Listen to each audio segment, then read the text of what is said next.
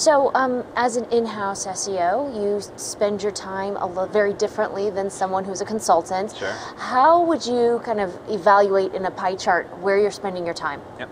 My time, maybe because I'm at a very large company, is probably a little different than other people. I'd say there's two big blocks. First 50% is always on my people. So I have a team of full-time employees that work on SEO and other search-related activities. How do I help them be the best possible SEOs they can be? How do I help them gain traction and build relationships throughout the organization? And how do I help them develop and really make sure that they're growing in their role so that they can be more valuable to me tomorrow and can be more valuable to the company? The other 50% is really knocking on doors, taking people out to coffee, and building those relationships with other parts of the organization. For us, that's so important because Microsoft is a highly decentralized and matrixed organization. Different parts of the site are owned by different business groups.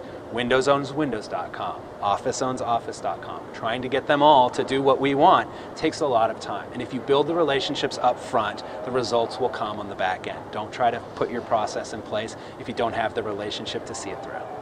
And it's interesting, so you're the manager over SEO, and so you spend all your time basically on people. Now, how does that differ from the people who report to you that are actually the ones executing on SEO? How would you say their pie chart would look in comparison? So for the people that work for me, I think the pie chart's a little bit different. Some of it's going to be focused on sites that we individually own and operate, like the homepage and the download center and these major properties within Microsoft.com, ensuring that we have a pipeline of SEO activities that go along with the ongoing product development that really synchronizes things so that whether we're updating a site or a component or doing a complete redesign, that SEO is always at the table in those planning processes and we get our requirements into the backlog. So no matter what's being done, we're always part of the conversation.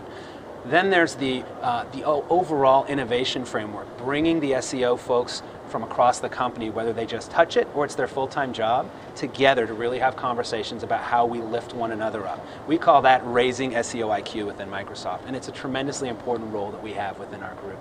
And then a lot of what they also do is simply going out there and again, connecting with people and helping them understand how SEO can help them with their own objectives. I've heard people like you say time and time again, you have to associate SEO with the business drivers of the person that you're talking to, whether they're in QA, design, IT, marketing, sales, it doesn't matter. And as long as we build those relationships and make those connection points, then we're talking about shared success, and that's a much more powerful story than just SEO on its own.